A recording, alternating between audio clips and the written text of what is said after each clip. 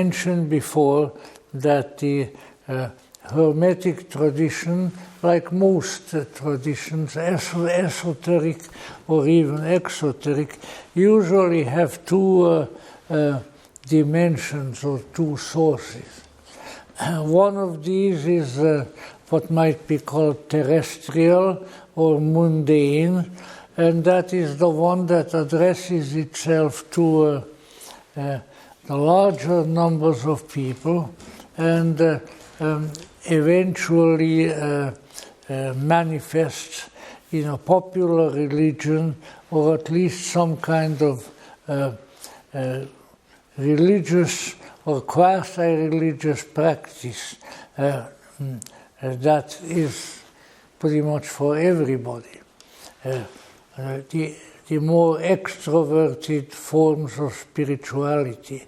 On the other hand, fortunately for some of us who have a longing and a desire for these things, there has also always been on the other side, which in 19th century parlance has been often called esoteric. Exoteric being outside, esoteric being inside. Now, of these esoteric traditions, certainly there are two that remained in considerable prominence in the public mind throughout the ages, and one of these is Gnosticism, and the other one is definitely Hermeticism, or the Hermetica, as it is sometimes called in its Latin form. Now, we mentioned before that all of this is at least outwardly connected with the Greek god Hermes, the messenger of the gods and son of the high god, who was certainly discovered by the Greeks and subsequently traveled, we might say, to Egypt and has become part of the Trismegistic Trinity of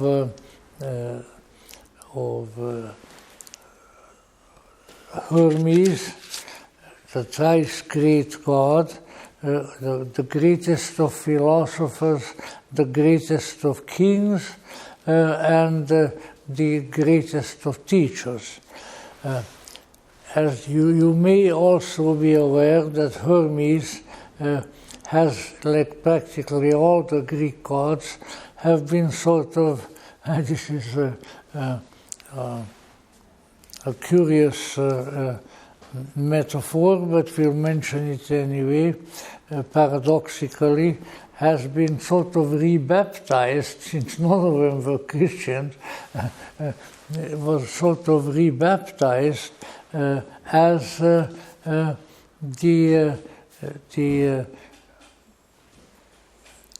deity of wisdom, and in many ways, from a certain time on, the particular tutelary deity, shall we say, of alchemy, and also, as one can easily detect by reading some of the Hermetic scriptures, that it apparently had a stronger connection with the Greco-Egyptian civilization.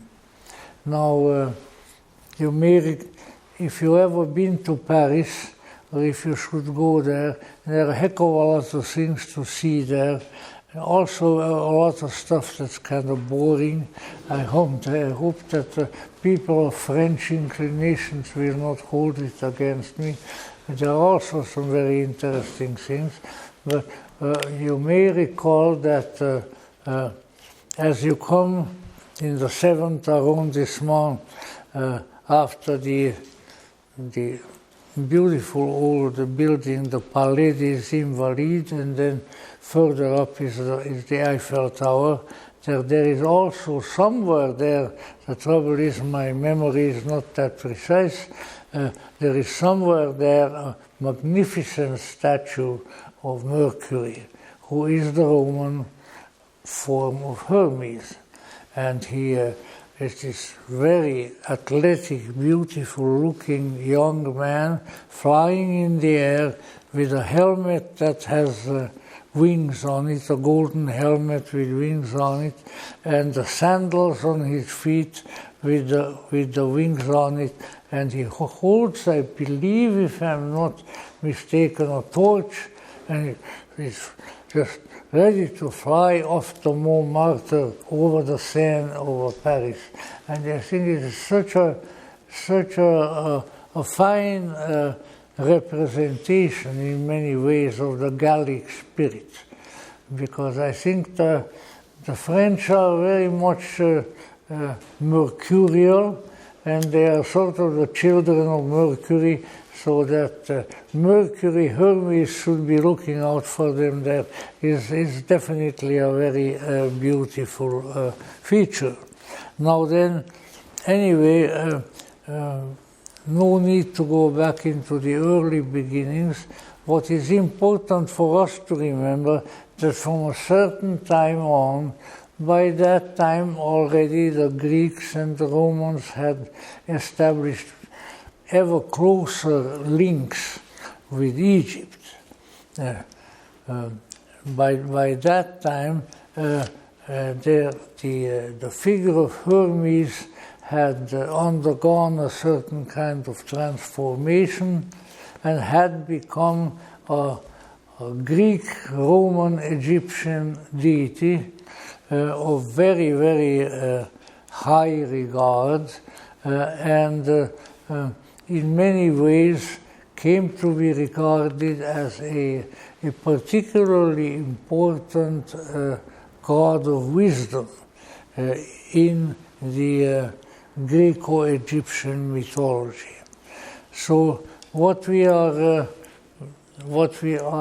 concerned with here then is a whole ideology, an ideological matrix that developed around the figure of thrice greatest Hermes, who one form of which is the Egyptian god Thoth, and then there are others. It's the greatest of kings, the greatest of philosophers, and I am not so sure of the third one, but I think it's sometimes the greatest of magicians, various things of that sort. So Trismegistus, the 3 times great one. Now, that being the case, these are the outward, you might say, the exoteric developments in the theology of the ancient world, of the ancient Mediterranean world regarding Hermes. But we also need to keep in mind that whether we are looking back thousands of years in time, or only hundreds, or half a thousand, or whatever the case may be, there is somehow always an outer and an inner manifestation. And when we now have sort of outlined the outer, we need to devote ourselves to the inner, which is a little more difficult to approach, and also under some circumstances subject to our own esoteric informations and conjectures. So once again, don't expect a historically, how should I put it, a historically respectable, a scholarly exposition of the figure of Hermes on that score. Because the most important feature of the esoteric tradition has been always that it was secret, or at least aspiring to some degree of secrecy. Now, this being the case, we have esoteric information from sources that may not get you a good grade if you quote them in school. Presently, school, if you want a good grade, you have to quote people whom I don't like to quote, and therefore I won't even mention their names. Well, Karl Marx and Friedrich Engels and people like that. I have a right not to like people either. I hope. Maybe they still left us that right. I'm not so sure. By the way, this is very interesting. At least it's very comical, which makes it of interest right there. I yesterday spoke to my close friend who was close at one time because he lived here, but since then has moved very far away, and he was calling from St. Petersburg in Russia. A very good man. While we were discussing, he says, do you know that today, that was yesterday, Prime Minister, no, he's President Vladimir Putin signed a new law, and it may interest you, or never tell me. And so he said, he signed a law that if anybody from other countries who is, let's say, distracted and unhappy over the wokeism in his country, wants to leave that country, he can find asylum in Russia. Now, I think that's a generous offer, but I must also say that it is such an amazing situation that only a few years ago the reverse was taking place. We were taking in those who couldn't take the Bolshevik regime in Russia. So we are dealing with something that kind of the psychologists, especially in marriage counseling and things like that, have called role reversal. So we are reversing the roles now, and this seemed very humorous to me.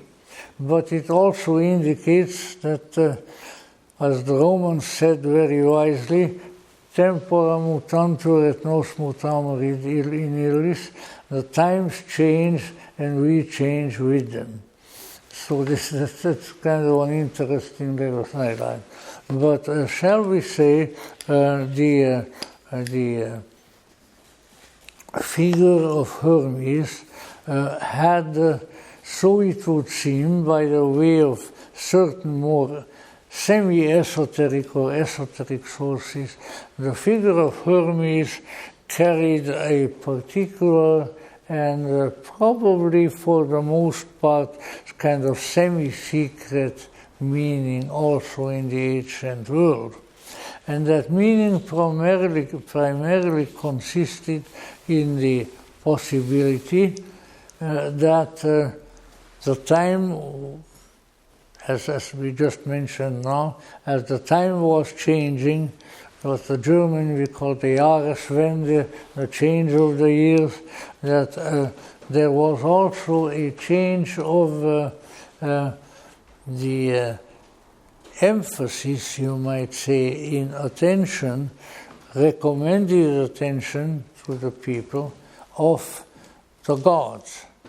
And that the way the church, well, the church was just beginning at that time, but the way, let us say, the spiritual world responded to this, they came to recognize that there was a new impetus of spirituality that was happening and that was coming. And the Christians would say, well, yes, it was the coming of the Savior, Jesus Christ, and various other people would have attached other meanings to it. But on the whole, let's say the esoteric teaching was that owing to the, very largely to the change of the times, that the highest directing deities, among them the one whom, at least from the Egyptian basis, they called Amun. And Amun is used in the Egyptian mythologies over and over again. So this is not Amun Ra, this is just Amun. Amun is the supreme deity, a manifestation of which are the various other gods. That's about the easiest to explain. But a very, very high and transcendental source. That this ultimate source had decided, in accord with the zodiacal changes, the coming of the new aeon or at that time and so forth, had decided to manifest in a more direct manner to those who were willing to accept such manifestation. In other words, the old principle, which some people no doubt would not be happy to recognize, that in the history of the world, as far as we are able to discern both from esoteric and exoteric sources, there were always periods of time when a new impulse, a new revelation, a new kind of ideology was born for the coming age. And this is often mentioned in connection with the Piscean age, which of course came to be dominated by Christianity. You know, Jesus was the symbol of the fish. You may remember a few years ago there were quite a lot of people who put that weird fish on their license plates in their car. And when you remember, there's a fish, the outline of the fish, and then in it are certain Greek letters. And that fish is an early Christian symbol for Jesus. Because, you know, they like to pray.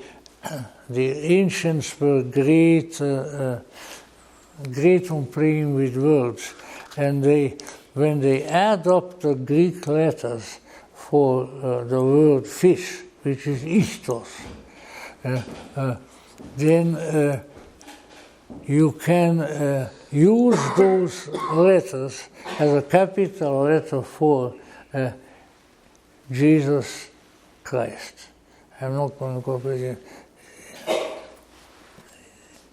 And so that was the thing we put with the fundamentalist people putting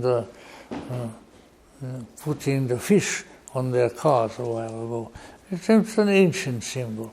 In any event, let's say there were considerations arising in the total cosmic and transcosmic scheme of new keynotes, especially of spirituality, coming to the world, because it was the beginning of the Piscean age. Now then, right, that being the case, that's just an external and very mundane little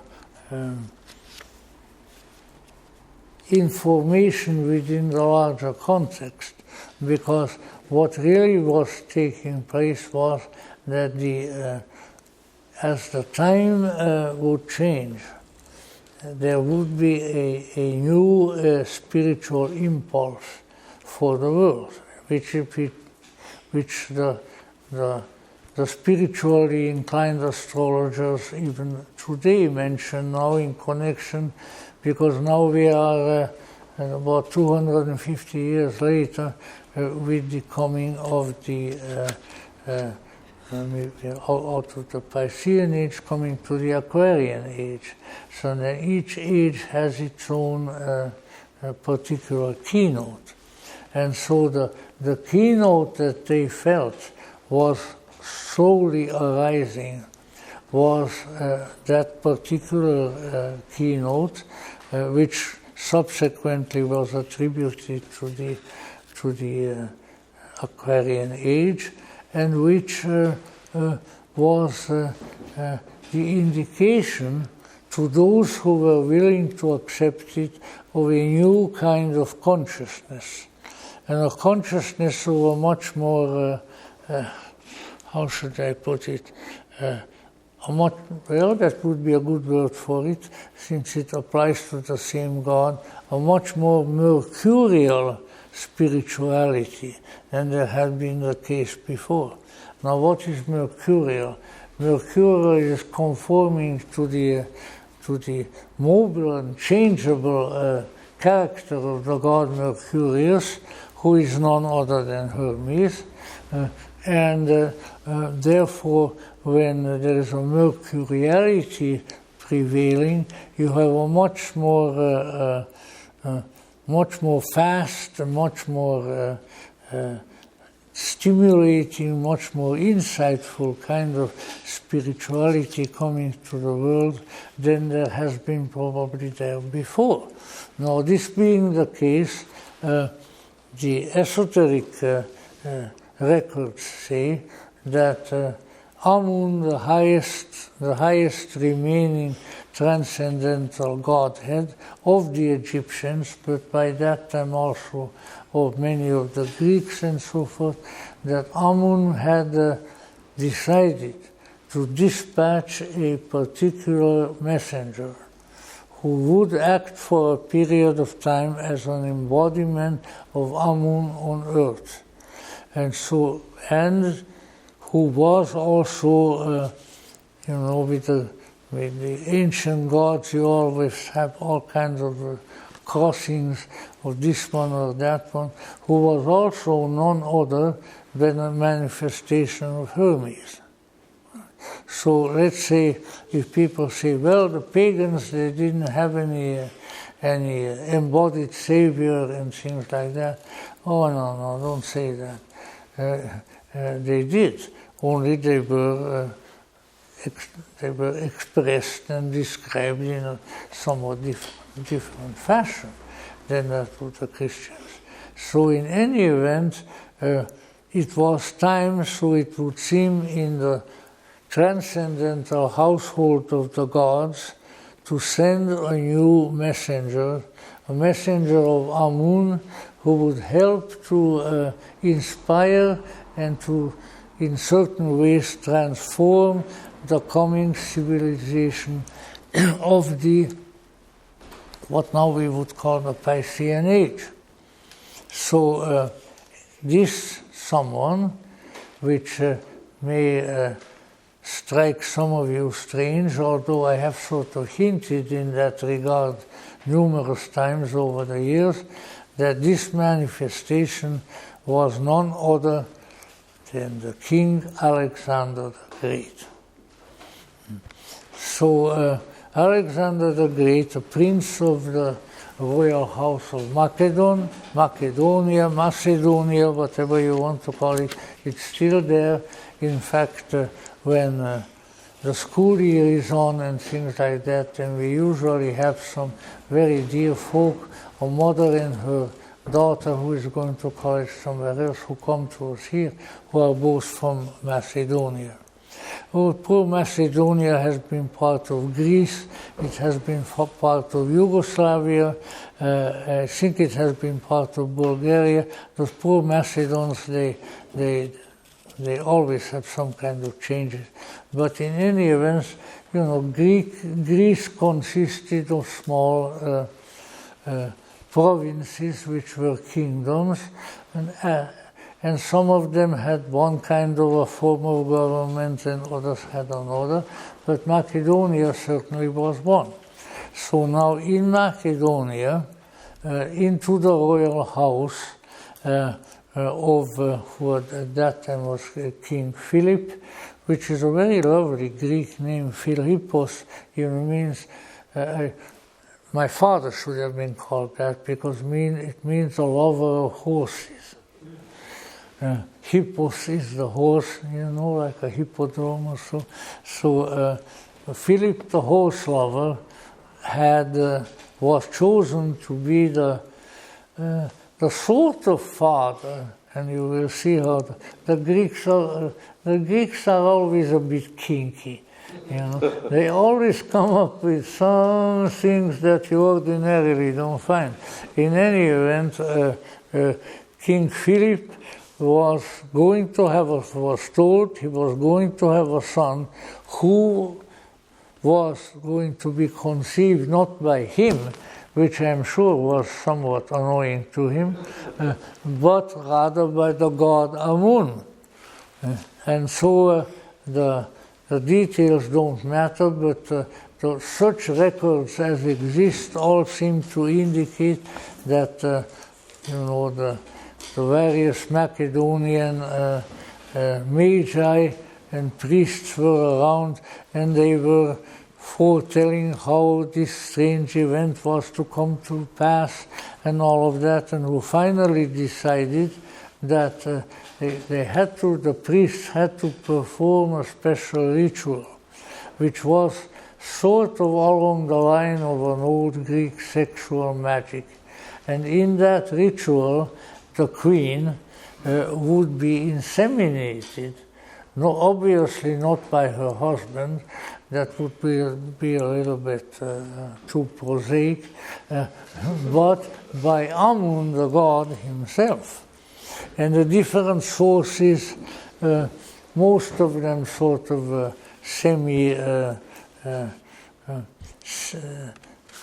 not totally historical in nature, that are around, all indicate that this ritual was performed, the conception took place, and then in due course of time a new son was born, ostensibly to King Philip, but he was named Alexander, and he was put in the care of various wise people, one of whom very soon was none other than the philosopher Aristotle. So Aristotle was his tutor. I would say that's a little better education than you get in our world nowadays. I would sacrifice all the education that I had for just a couple of weeks with Aristotle. But, of course, I would have to speak Greek. And I think I forgot a lot of that.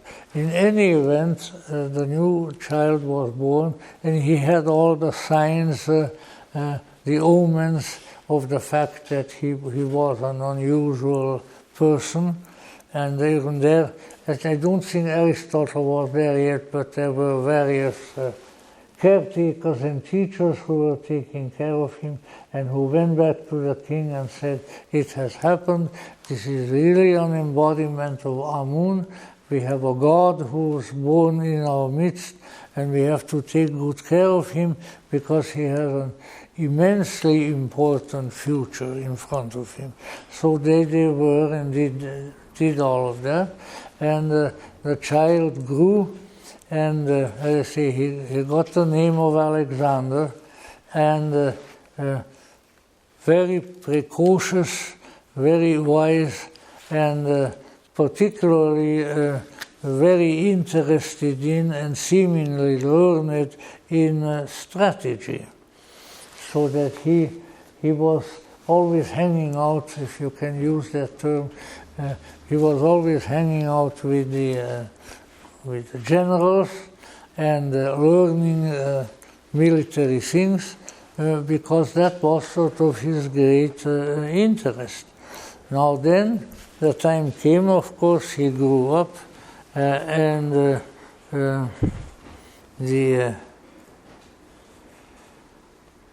just a minute. As Mr.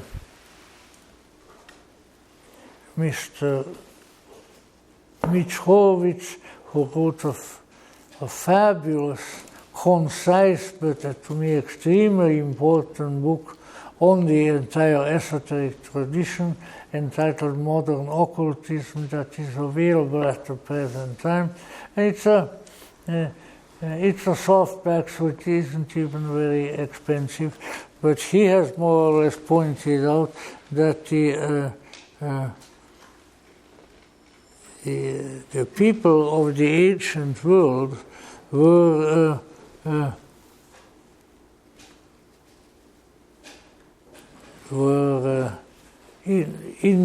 had the belief that in addition to the gods and the goddesses and demigods and demigoddesses and Mount Olympus, these were much, much closer to humanity.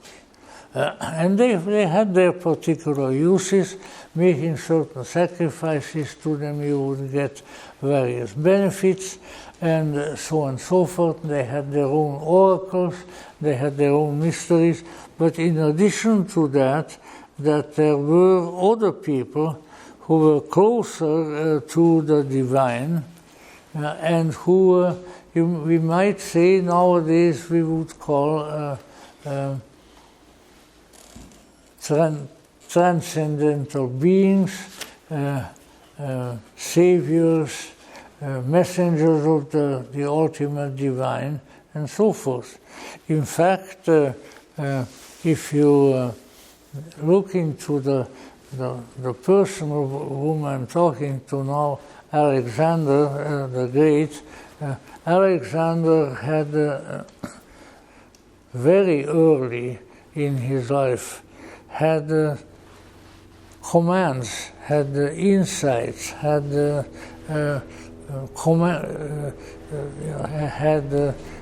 instructions given to him from the transcendental realm. And that, of course, allowed him to grow up very wise and very well informed, particularly in some fields. And on one of them, of course, being military strategy, but also architecture, the arts, and things of that sort. So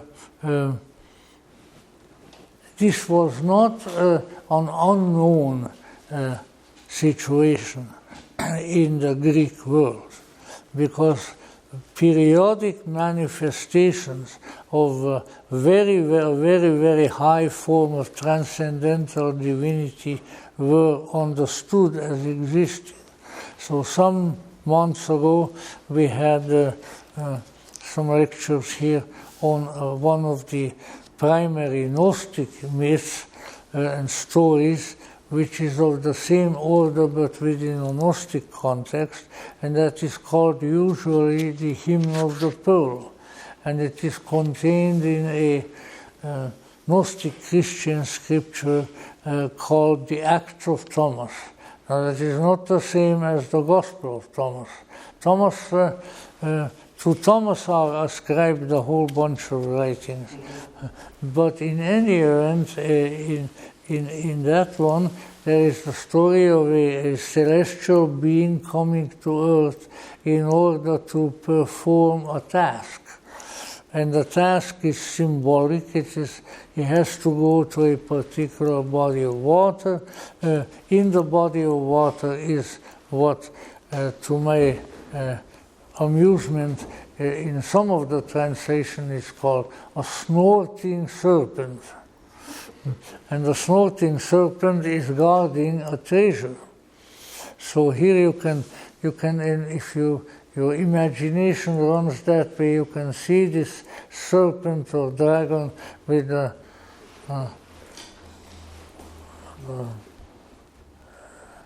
straws sticking out of his mouth, because he's given to snorting.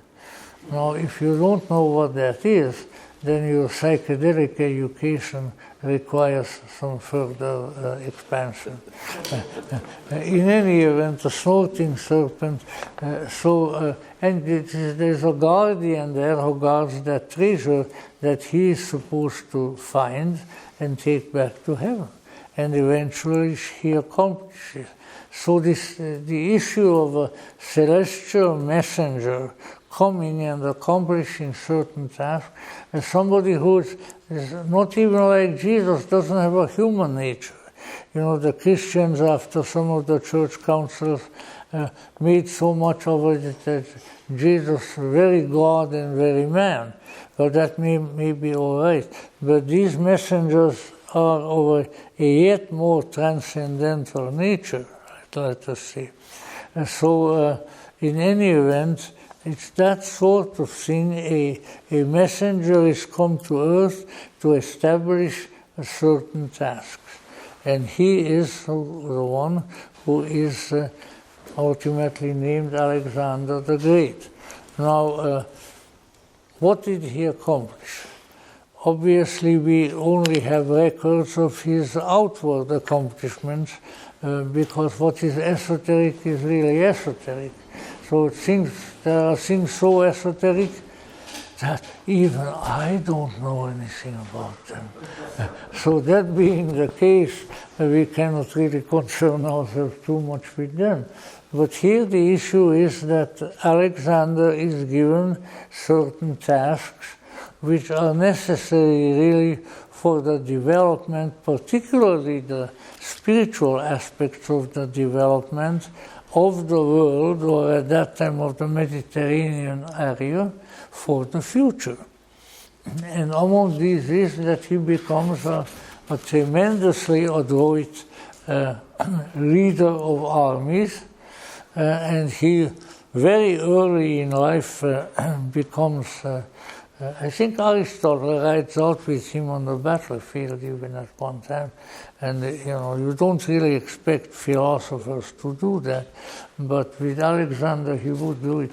So in any event, he gathers an ever-increasing army, defeats what was the principal enemy, political enemy of the Greeks at that time, which is the Persian Empire, nowadays called Iran, but at that time they had no oil and they had no atomic power. So it was easier to beat the Iranians then than it might be now. We have to convey that to Washington. In any event, he organizes more and more troops and weaponry and everything, and then starts out on a campaign basically to the east of the Greek islands. And there he encounters the vast army of the king of Persia. I think it was Artaxerxes V or something like that. And battles go on, and Alexander wins his first big battle. And that being the case, now he continues. And with his relatively small but mobile Greek army, composed of various Greek states and their peoples, he goes further and further down toward Asia, and finally arrives clear in India. And if you don't believe that, you think that that's a fib, then I have received my proof of that primarily when, quite a long time ago, 1970s sometime, and there was an exhibit of ancient Greek art in one of the museums here. The exhibit was primarily of art that was produced in India subsequent to Alexander's trip to India. And if you look at it, this is supposed to be Indian art. You expect some Krishnas dancing around with the gopis or something like that. Instead of that, all the figures are extremely Greek. Greek heads, Greek bodies, and all of that. It's in the people in the museum commented on that, that this was the result of Alexander's campaign to India. So let us say, then he took most of his troops with him, and they processed all the way back, and they took the entire route along the Mediterranean on their way back to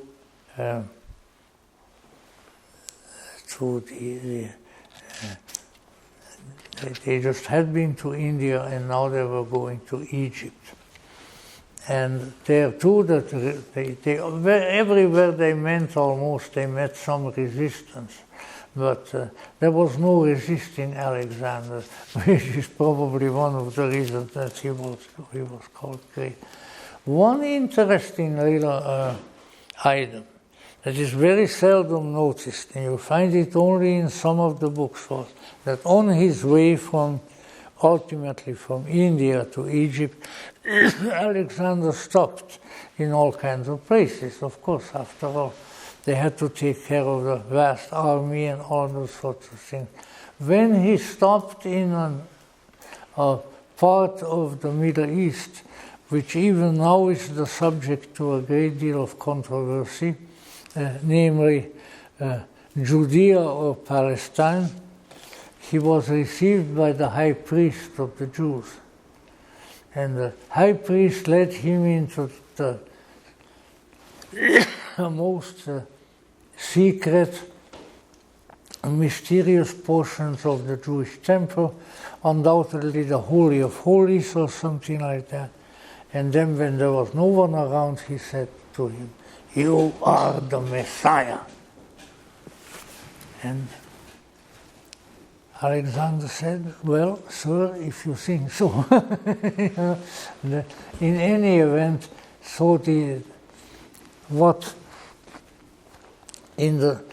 you got to remember in the Jewish tradition that the title Messiah is a particular role that some humans from time to time in history assume. It's not the kind of universal saviorship of souls that is attributed to the Christian Messiah. That's a further development of the idea.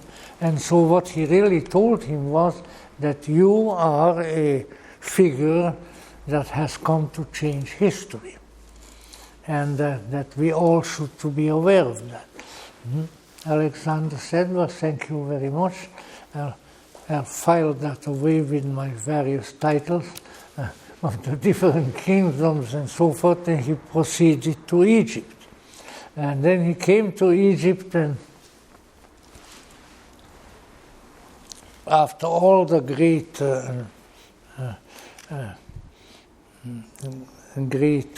victories and so forth, was quite a happy crowd. I had a friend now deceased, maybe somebody here knew him, the late Roger Weir, who used to lecture with me at the Philosophical Research Society, and so forth. Very, very fine man.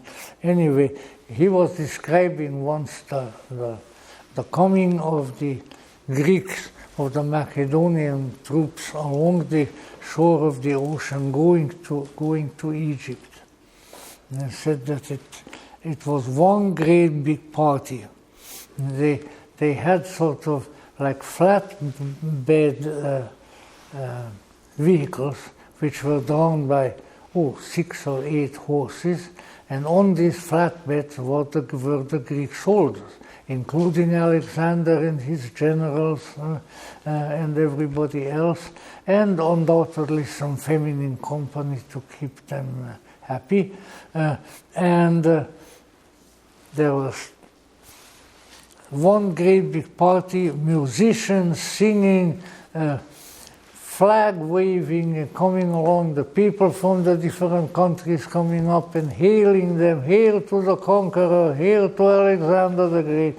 And they were, distributing gifts to them and things of that sort. And that's all the way that they went along the Mediterranean till they got to Egypt. When they got to Egypt, Alexander met the Egyptian, whoever was the pharaoh at that time, and he told them that things are going to change, that he didn't want to become a pharaoh, but that he would bring somebody who could manage Egypt, and that under the Greek tutelage, let us say, Egypt would experience another great revival. as it indeed did. So he had the new city, which was usually referred to as the new city of Alexander, but that came to be called Alexandria. And he left one of his generals, Ptolemaeus. He had 4 or 5 generals. He divided the territories that he had conquered, and one of them became the king of Syria, and one of them became the king of Persia, and one of them Ptolemy, the house of Ptolemy, which reigned for quite a while, because the last of the Ptolemies was our good friend Cleopatra. So anyway, he said that this is what would happen. He had temples built. He built the entire new city of Alexander, city of Alexandria. After he had felt that he had organized everything to the best of his ability, that Egypt would experience again a great rebirth, and that the Alexandrians in turn could look out for the rest of the Mediterranean, and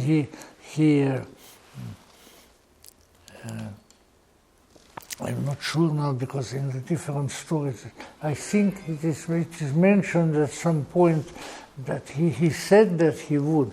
He didn't actually do it yet. He said that he would appoint a new pharaoh. And then finally, at some point, he called one of the Egyptian princes and his general Ptolemy. I think that was probably Ptolemy Soter, and he had him count the pharaoh of Upper and Lower Egypt. And then, so it would seem, according to the records, he said, I have done my task, and I wished them all good things, and said various prayers for them, and he marched off into the desert and was seen no more. People to this day are looking for Alexander's tomb. In fact, I knew one of them. There was a very nice youngish man, younger than I, which was not so difficult at that time. In any event, his last name was Schwartz, in fact, who was a very enterprising young man. He was one of the officials at Philosophical Research Society for a while, and so I kept company with him quite a way. So he came up with the inspired, although ultimately only partially successful idea that he would organize a party that would look for Alexander's tomb. And so he had a whole expedition with all kinds of people, all kinds of experts and so forth, and he had no difficulty getting the funds for it. They all showed up in Alexandria and started nosing around, and they found various tombs, but not the one of Alexander. In any event, then they looked up the various legends and records and said, Alexander, according to many of the accounts, Alexander went out into the desert. So he stopped at one little-known temple of Amun and spent some time there.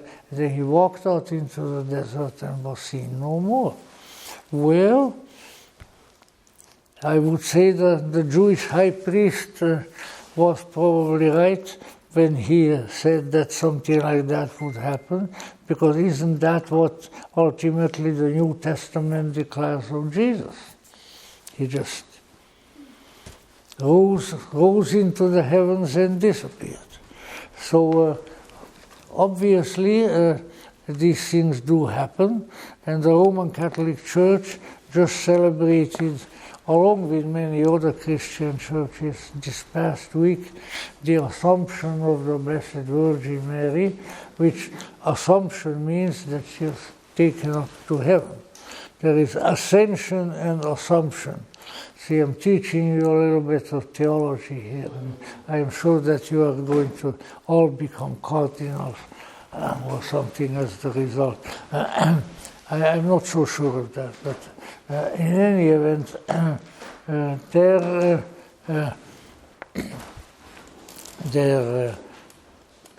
was an understanding for a long time, both in the Greek Church and in the Church of Rome, that the Blessed Virgin, the Mother of Christ, was not allowed to die like ordinary humans, but that when she was ready, she went to Ephesus with her various ladies, among them Mary Magdalene and so forth, and then from Ephesus, that Jesus, her son, came and took him to the heavens, and the belief was always bodily.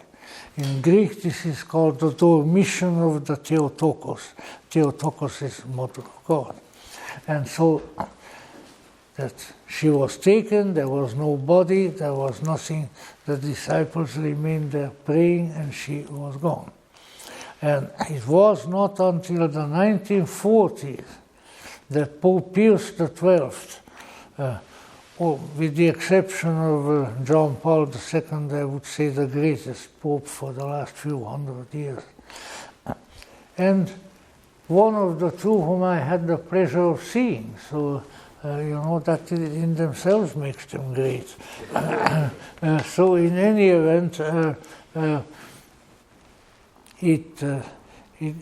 it was a great event in various ways, even, I shouldn't say even, because after all this was one of the wise men of the age, Carl Gustav Jung, the great spiritual psychologist, was absolutely ecstatic when he got the news from Rome that the Pope is going to declare the Assumption. Now, why would a psychologist be that happy about such a theological event? Well, because he said this was the beginning of the divine feminine, the feminine being elevated into heaven. This is a better symbol couldn't be available.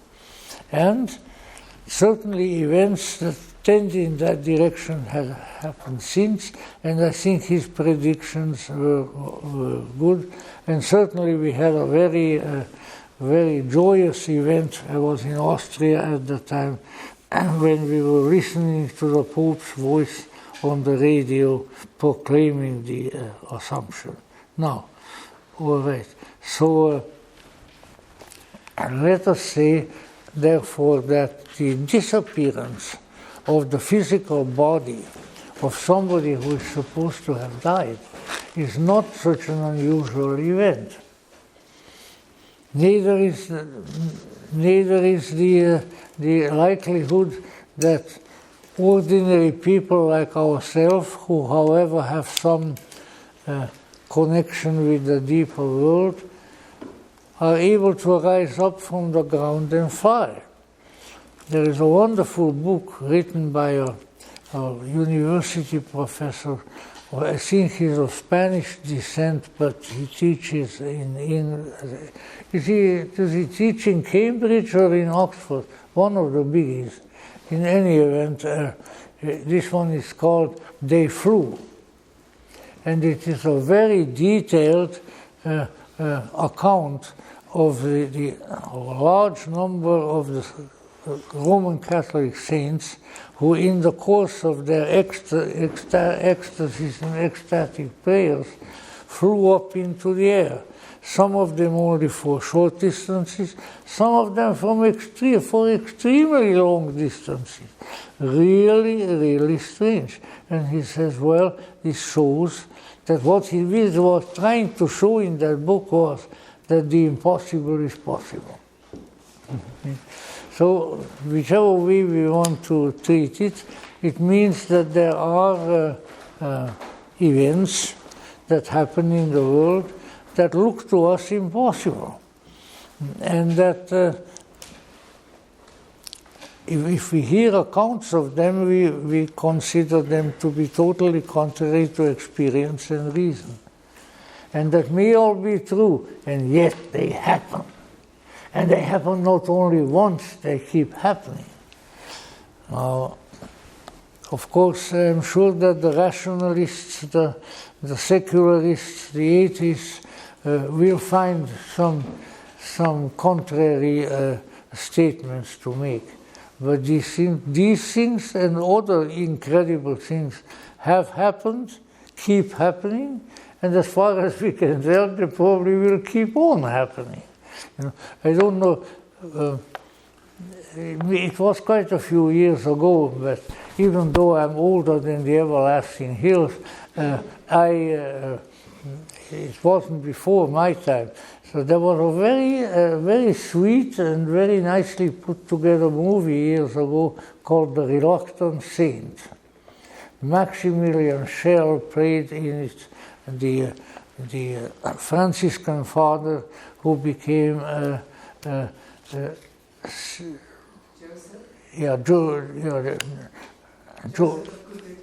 Joseph of Cupertino.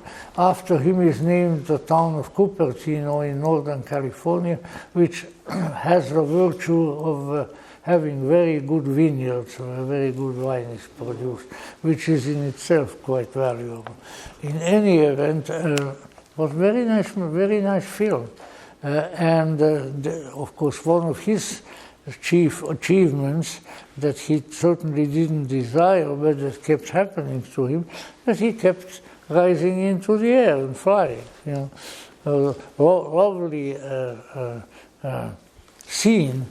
He became a priest once the Vatican became aware of him, but he was just a very simple, I think, South Italian, Sicilian peasant boy who became a lay brother in a Franciscan monastery, and they all considered him somewhat simple-minded.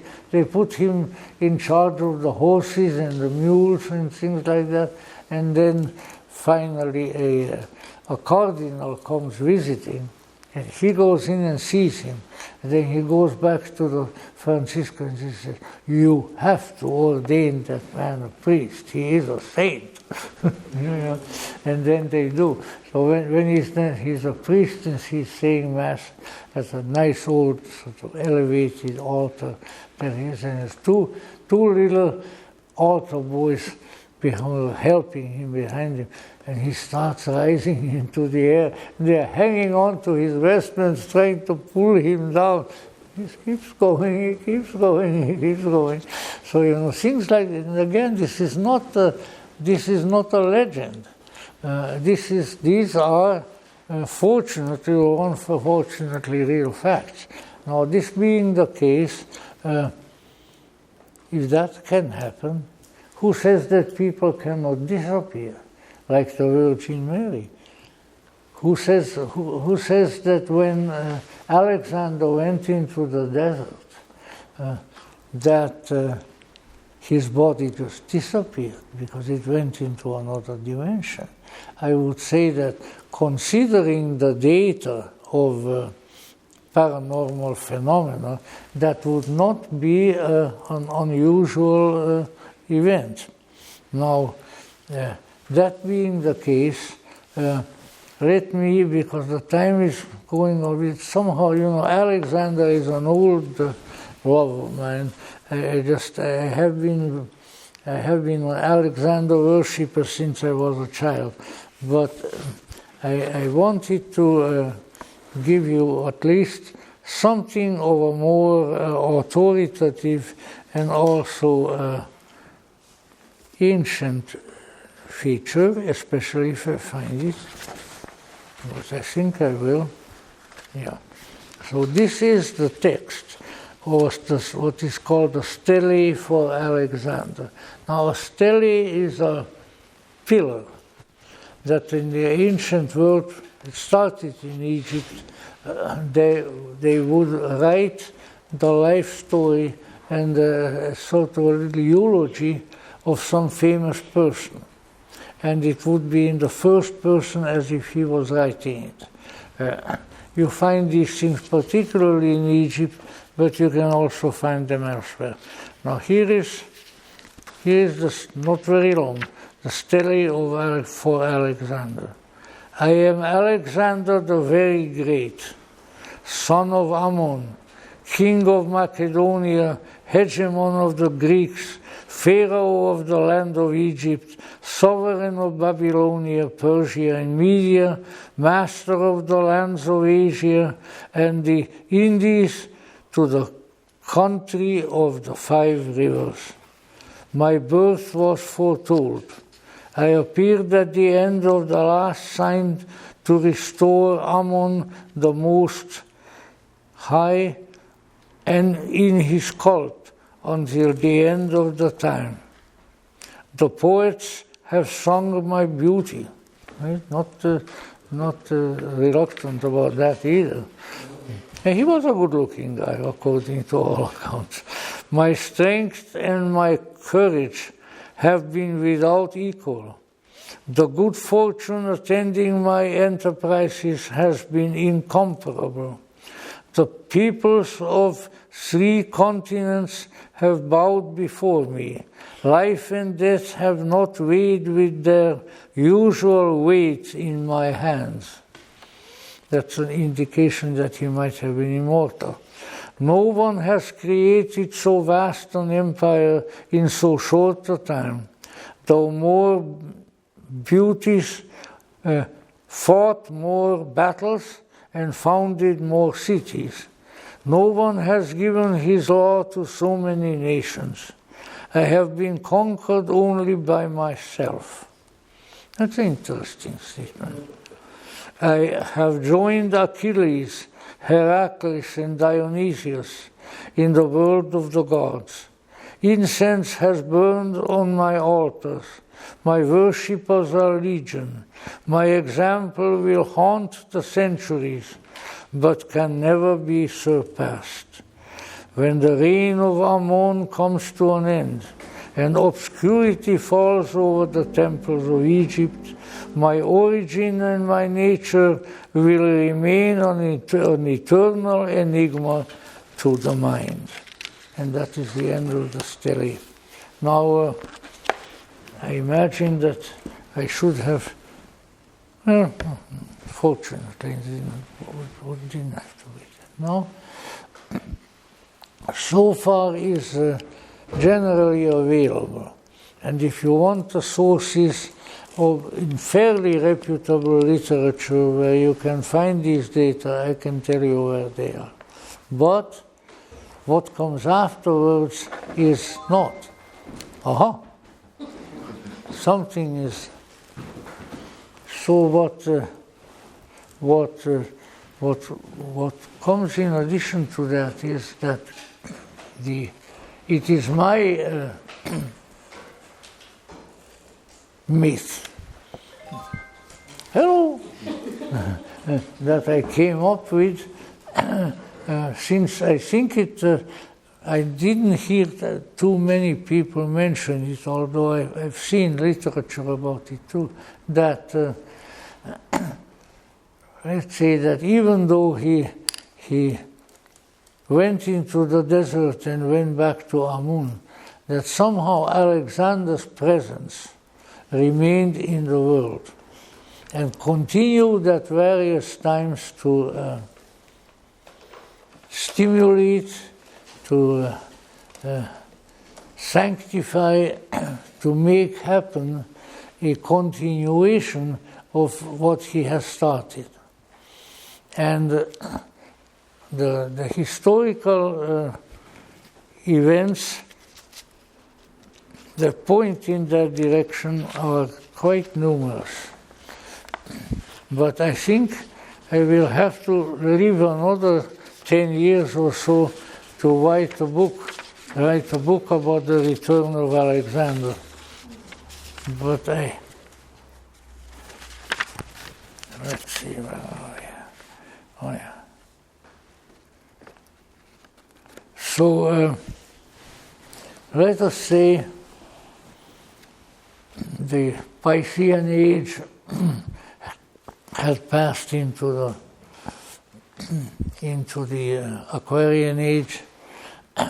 History changed. The Christians ruled the Mediterranean area and Europe, and all of a sudden, and I think I mentioned that last time, all of a sudden, virtually out of nowhere, there appeared an entire library of books written in Greek, which were the books of Hermes. The Corpus Hermeticum, the Hermetic corpus of writings, quite a few books. And the books were brought over from Greece or possibly the Balkans, because it wasn't entirely certain where they were discovered. They brought them over to Italy, where the spirit of the Renaissance was going great guns. And they brought them to the head of the Medici family, who I think at that time was Lorenzo dei Medici, and he knew Greek, although not terribly well. And he said, this has to be translated. And he called in his chief translator from Greek, and he said, stop everything. But Your Highness, I'm translating the works of the divine Plato and of Aristotle. Stop it. This has to be translated. And there they were, the Italian translator and his assistants working away in Florence like crazy on translating these books into Latin, and everybody who was anybody knew Latin in those days. And I must say I had 8 years of it in school. I never regretted an hour of it, but that's my problem. In any event,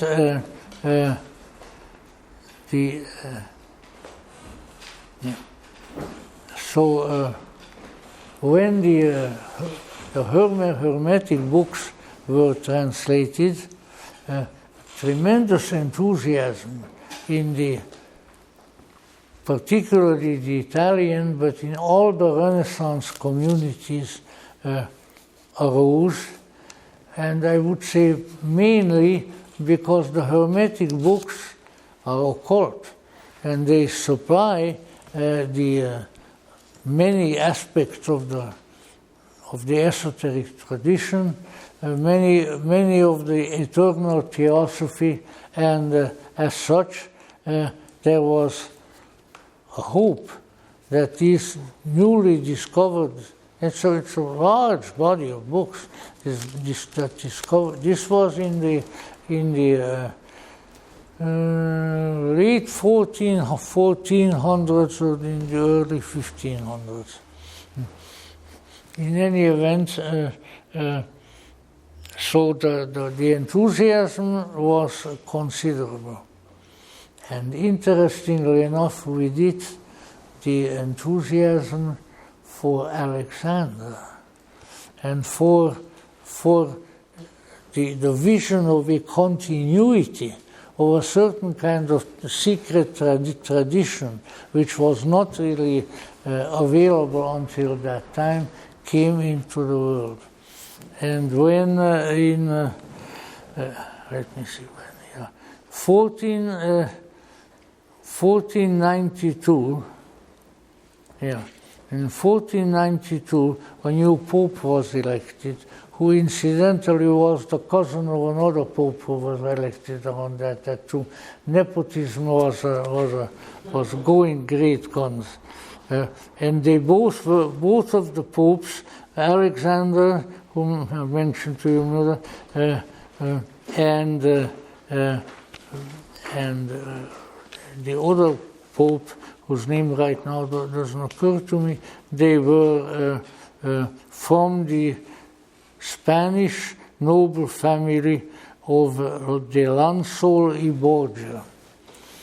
And when Alexander, who was the second of the lot, was elected Pope in 1492, when the cardinals came up to him, as they do ceremonially to this day. These modernizers have not been able to do away with everything important. They went up to the Pope, as they usually do, and asked him, Holiness, what name do you choose for your pontificate? Sergio Borgia, you should see his face. He was a typical Spaniard, big nose, hard lips, great big eyes, you know. You wouldn't want to tangle with that man. So he said, we choose the name of the invincible Alexander. And he became Pope Alexander VI. So obviously there were other Alexanders before him. And then, in any event, he reigned from 1492 to 1415. And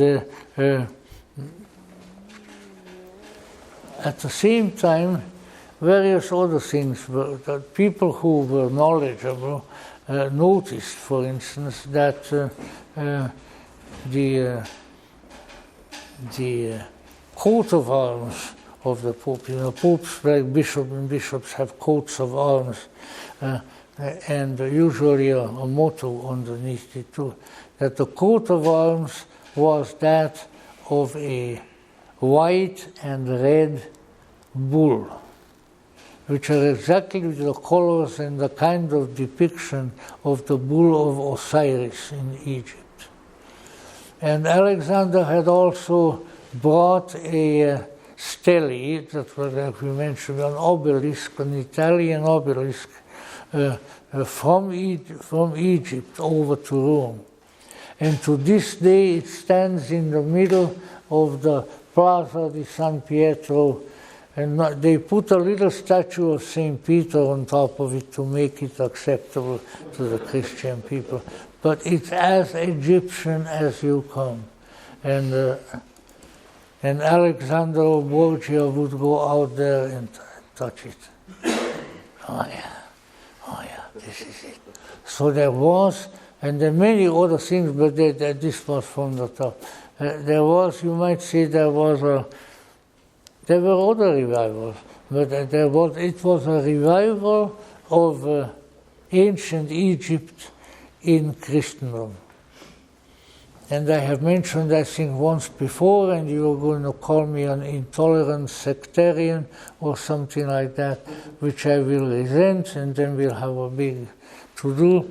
But let us say, I have said before, and I say it again, that the Egyptianate revival was only, along with the entire Renaissance, was only cut short by the Reformation.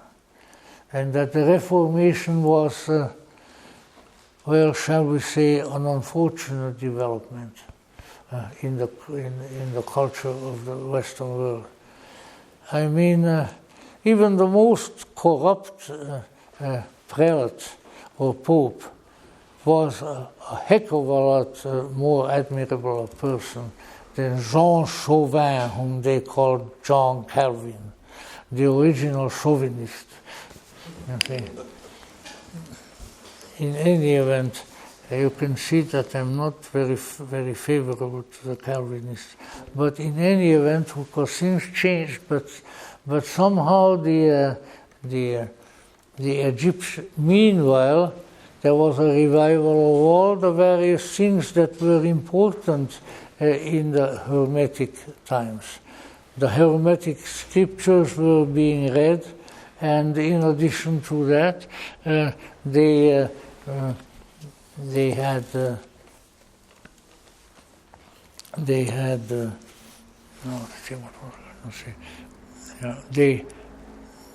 they had literally promoted the idea that Hermes was a divine figure.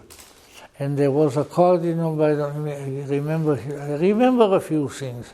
There was a cardinal by the name of Patrizi who openly and in the church council advocated that the Corpus Hermeticum should be included in the canon of the church, and that it should be put at the same level as the Old and the New Testament.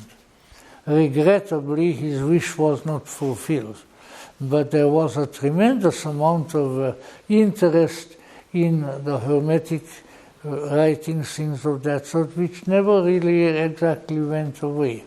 However, whenever there is something positive happening in world history, you can be assured that something negative is going to come and try to mess it up. Many cases could be pointed to that. It's just the way of the world. So what happened here was the Reformation, the religious wars, including the terrible 30-year war in Germany, and things like that. So all kinds of things were going on, which had taken the attention and the reverence out of those who were really tried to promote Hermeticism back. Then came the next great catastrophe that I just mentioned, the Reformation, which took, again, I don't mean to say that Reformed Christianity is something bad, but the way some people practiced it, whether the witch burners or whether the killers of heretics, under John Calvin himself in Switzerland.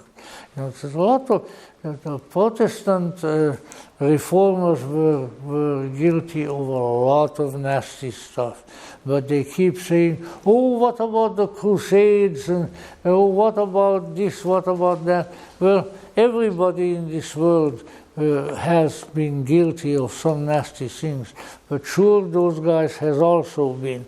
And now what happened was that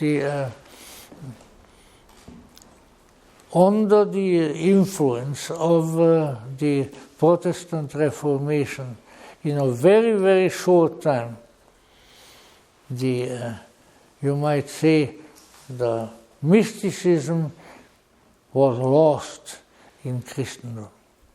The Roman Catholic Church withdrew, although they still had some, but their influence had diminished. And let's say all the great saints like Saint Teresa of Avila and all the saints who were flying and various, it all went down to a lower level because of the Protestant criticism, shall we say.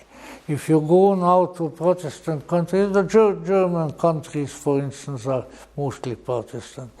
One thing that will strike you, because I always look for the churches, and I'm interested in architecture, especially church architecture, and there what you find is the beautiful old churches, Gothic, Romanesque, so forth. They're all in Lutheran hands, because the German princes who ruled the different little kingdoms of Germany, they all became Protestants. And so what they took the churches and they took the lands that went now with them, cuius regio eius religio, to him to whom belongs the land, belongs the religion. And so all the beautiful old churches are in Protestant hands. The Catholic churches are ugly, modern-looking churches that you don't want to go inside. At least I don't. So it's very... I said, how can this be?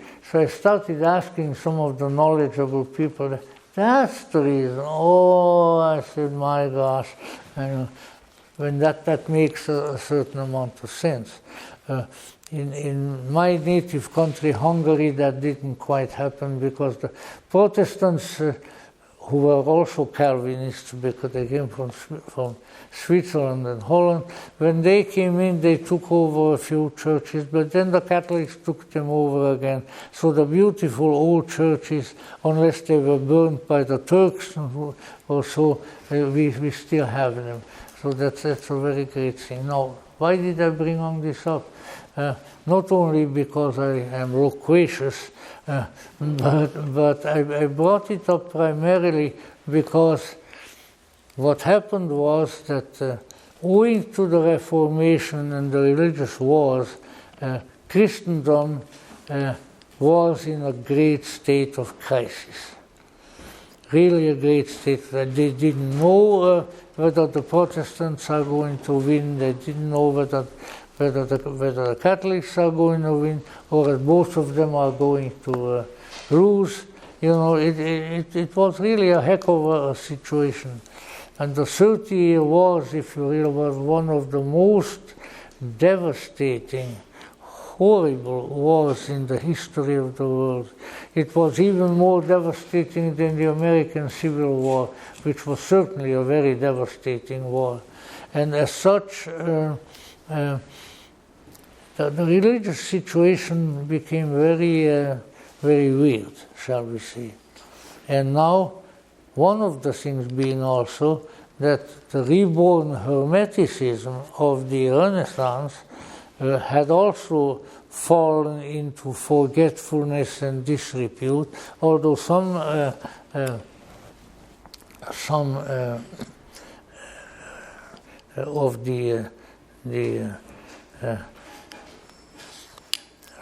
the alchemists were still there, and it had not been totally suppressed. But that is, and that's why I have to quit now, what we really put as the title of today's talk was the neo-Hermetic movements that rose in Germany in the wake of the Reformation. Among them was certainly Rosicrucianism, and esoteric forms of Freemasonry, and various other more or less occult organizations. Why? Because the church has become either underground or Protestant, and so the people were still seeking the miracle. They were seeking unusual things. They were seeking a sacramental life, and therefore they developed, they discovered, and in various ways perhaps brought over from other parts of the world the occult revival of that time. And that occult revival was largely, although not entirely, represented by the Rosicrucians, which it would seem originated in Germany, in fact in the city of Calw,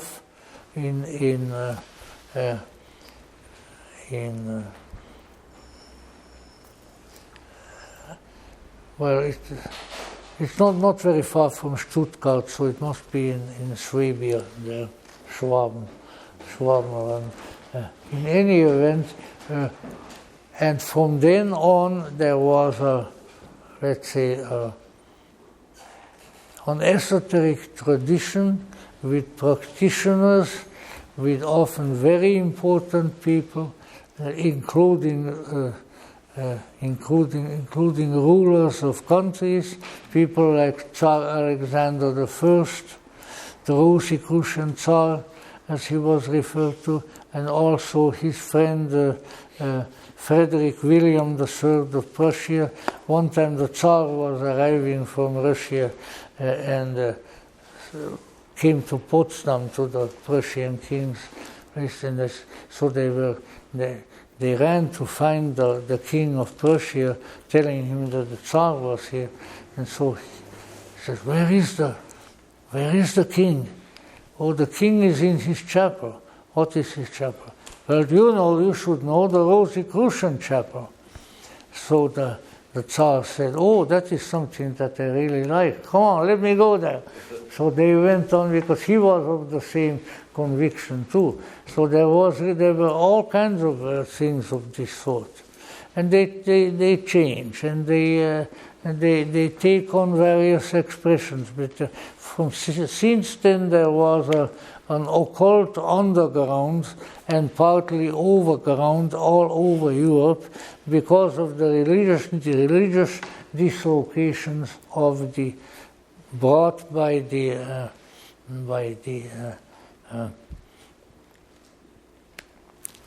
Reformation and the religious changes. And they are in various ways still with us. They were in turn revived and given a lot of energy too by the time the 18th century, 17th century, 18th century, and then particularly in the 19th century when along came Madame Blavatsky and the Theosophists, then all of that material that has been sort of brewing underground came to the surface, and the esoteric tradition came into its own. And we'll have some more to say about that next time, because that is really the face that the tradition wears to a very large extent today for us to see. It's very interesting to read about the discovery of the Corpus Hermeticum in the 400s, the 1400s or so forth. But there is material there of great value and great historical importance that we need to know. So as we are coming now to the end of the month, we are going to wrap up the results of the Hermetic tradition as they came, as they even came to America. Because certainly that there are numerous historians.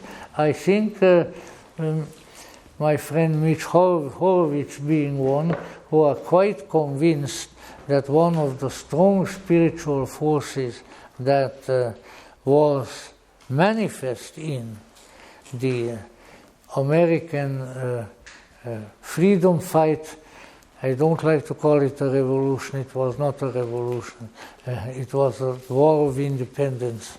The war of independence against England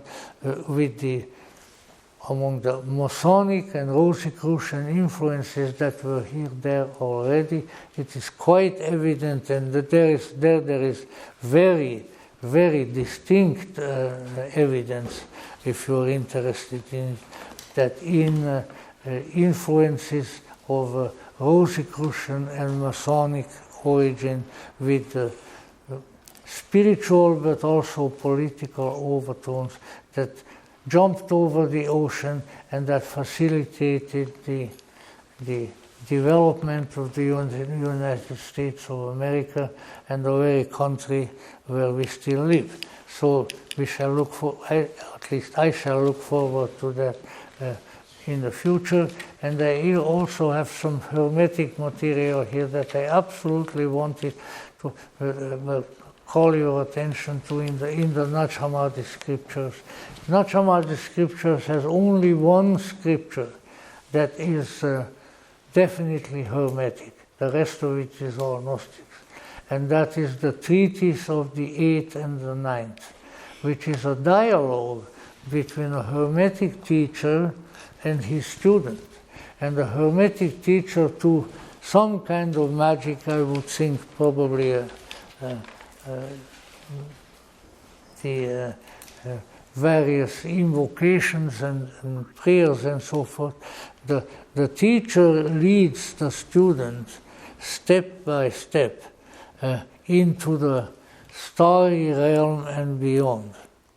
And so that is the 8th, as they go through the 8 planets, and then the 9th, which is beyond.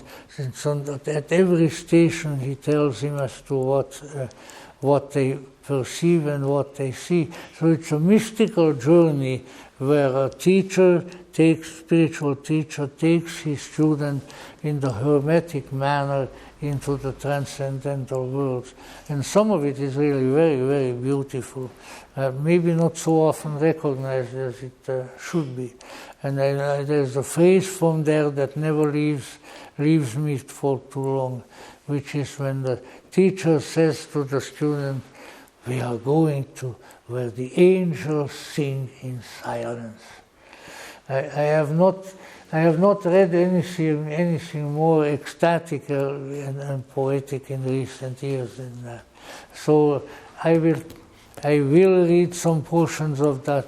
It's not really very long, and so it is the treatise of the 8th and the 9th. If you own a Nag Hammadi, if you don't own one, I'll bring this with me again, and we'll look at it next time.